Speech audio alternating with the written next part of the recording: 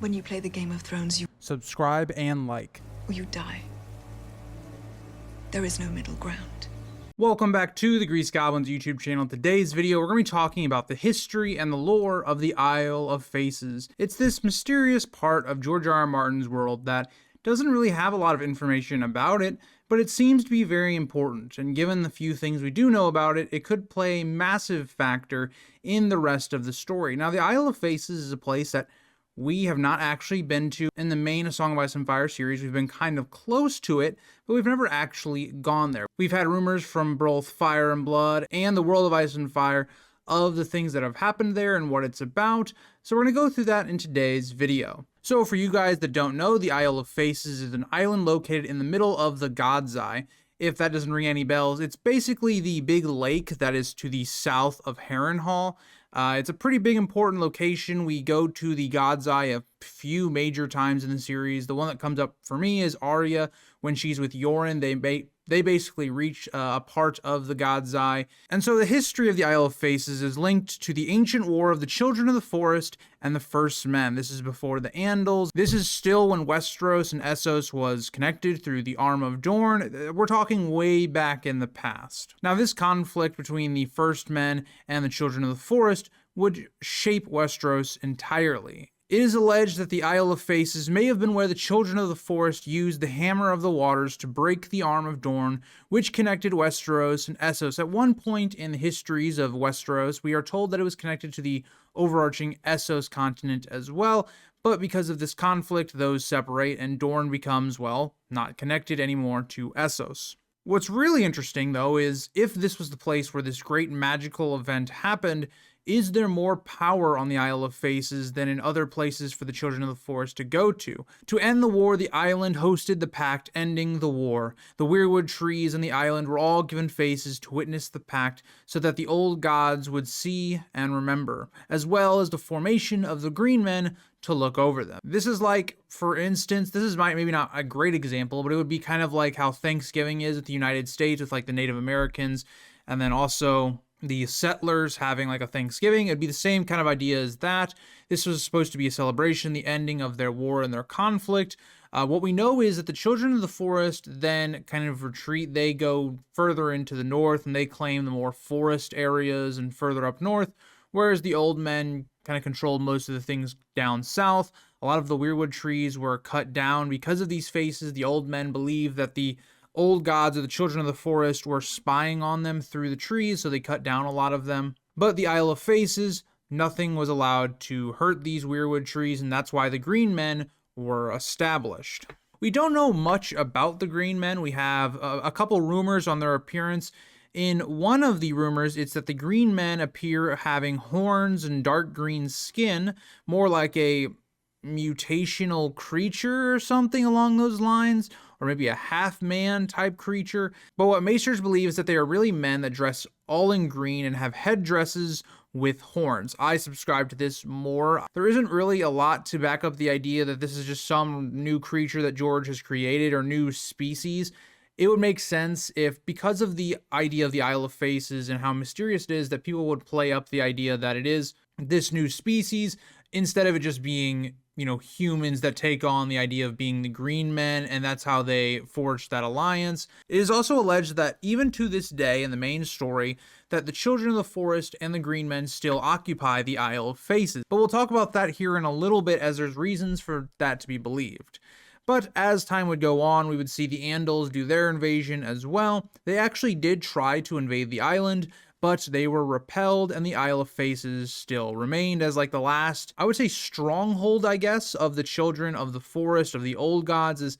As we know in the main series, it's very hard to find weirwood trees that have not been cut down already, especially ones with faces. The next notable event I did want to bring up was the idea of Harrenhal. This would be many years later when the Valyrians would start to come over to Westeros at Dragonstone, and we would eventually see Aegon the Conqueror. But Harrenhal was built on the northern shore of the God's Eye. And I do want to just point this out because I know Harrenhal has such a ill reputation.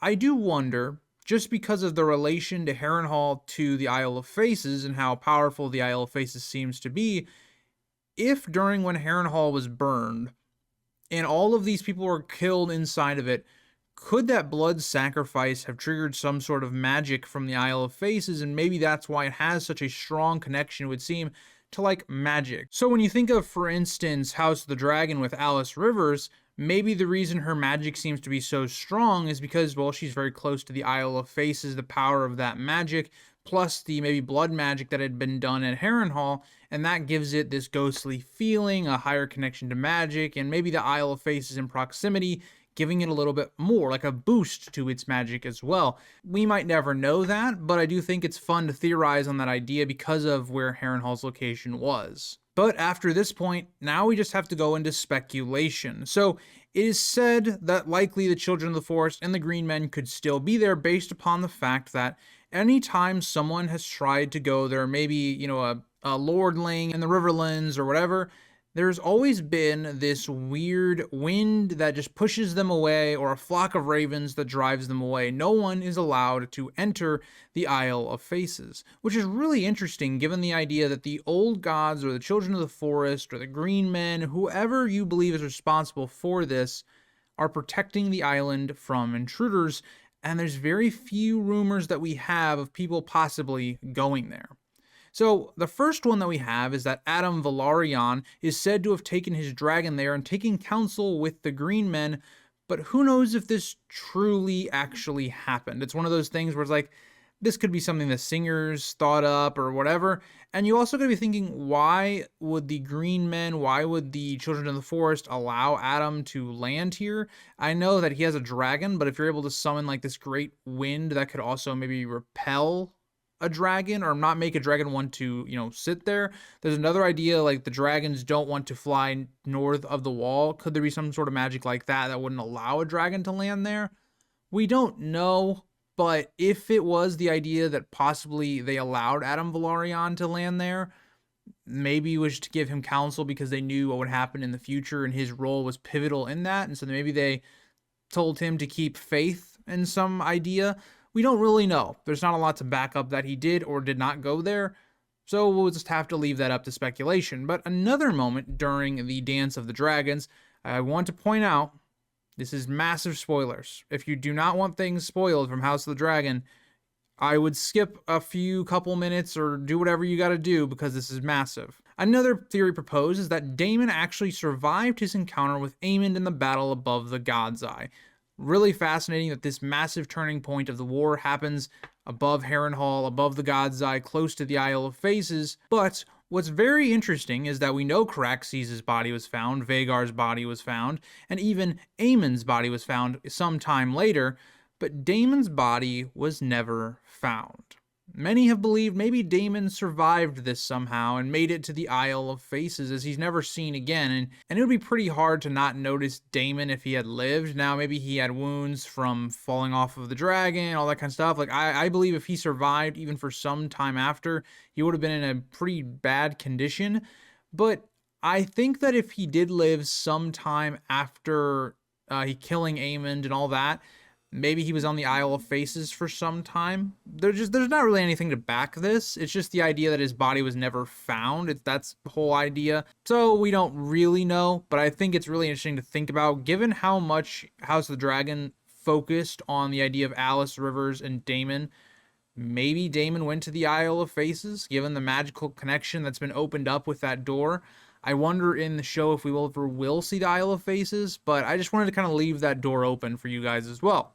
So the last person that we have an alleged that went to the Isle of Faces, and I believe is the most likely and reasonable one, is we're told by Mira during the story of the Night of the Laughing Tree that a Crennogman went there, and I believe that story more or less is that it's about Howland, their father. So Howland went there, and during the year of the false spring, he seemed to have been there for a good amount of time. So he spent a lot of time there, and apparently they allowed Howland to actually go to the Isle of Faces. Now, this to me makes a lot of sense given the history of House Reed. It's alleged that they possibly share some blood or some genetics with the Children of the Forest themselves, which is why they're a lot more shorter in stature. There's a lot of people in the Reeds like Jojen who have powers from the Children of the Forest or the old gods, with being able to have these green dreams that Jojen has. They seem much more connected to the overarching old gods, more or less. And so I think this makes a lot of sense that Howland was there, and this is kind of why when I was doing my video that came out last week on the Tower of Joy, I kind of thought about the idea that maybe Howland had some sort of dream that told him about the Tower of Joy, and that's how Ned knew. Because he did take an interest in the Isle of Faces very close to this time, and we don't know what he learned there, but it probably was very important. Maybe he learned something on the idea of the future, maybe he knows something along those lines, but we don't necessarily know. And so that is all that we have in terms of the Isle of Faces and every time it's been noted in the story. There's not a lot on it. There's only a few alleged people that have ever been there. It's a very mysterious island. But George has placed a lot of importance on it, and so there has to be some reason as to why he's done that. A lot of people believe that maybe this is where the pact between the others and the living will be signed, and where we'll have the next generation and all that kind of stuff, that this will be the site of it. Maybe it's going to be that Bran needs to go to the Isle of Faces to fully unlock his powers, to unlock how to survive the war with the others. All that kind of idea. Some people have proposed that maybe the Isle of Faces has a different type of magic compared to the other weirwood trees, that maybe they've been corrupted by blood magic, and that the Isle of Faces holds the power to more like pure magic, I guess. And so that's an interesting concept as well. And the other idea is, like, do the green men still exist? Does the Children of the Forest still live there to some degree? We just don't know, because we really haven't been there through any of our POV characters. The closest we get is through Mira telling a secondhand story about maybe Howland. So yeah, let me know what you guys think about the Isle of Faces, and I will see you guys all in the next one. Bye, guys.